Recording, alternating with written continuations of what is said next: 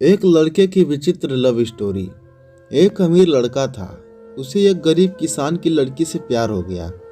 लड़की सुंदर होने के साथ साथ काफी समझदार थी।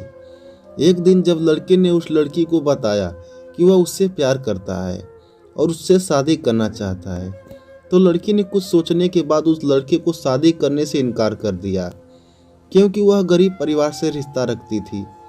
लेकिन कुछ समय बाद जब यह बात उस लड़के को पता चली, तो उस लड़के ने लड़की के माता पिता से बात की और उस लड़की को समझाया। काफ़ी समझाने के बाद वह लड़की मान गई और दोनों की शादी हो गई।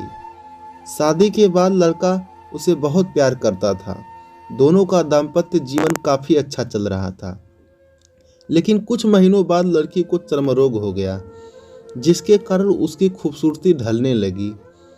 अब लड़की को यह भी डर सताने लगा कि उसकी खूबसूरती ढलने के कारण कहीं उसका पति उसे छोड़ न दे। लड़की उस चर्म रोग को ठीक करने का हर संभव प्रयास कर रही थी। समय बीत रहा था और लड़की की खूबसूरती धीरे धीरे ढल रही थी।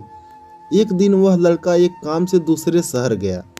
लड़का वहां से वापस आ रहा था तो उसका रास्ते में एक कार के साथ एक्सीडेंट हो गया।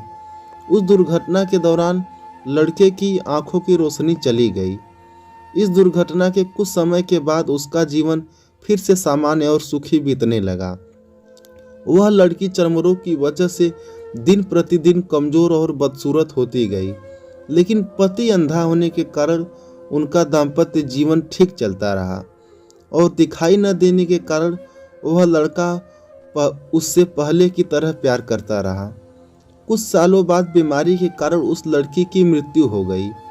पत्नी की मृत्यु होने के बाद वह लड़का अंदर से दुखी हो गया और वह शहर छोड़कर जाने वाला था। तभी उसके पड़ोसी ने उसे सांत्वना देते हुए कहा, अब आप तो अपनी पत्नी के बिना अकेले पड़ जाएंगे। वह आपका काफ़ी अच्छा ख्याल रखती थी। अब आपका जीवन अंधकार में कैसे व्यतीत होगा।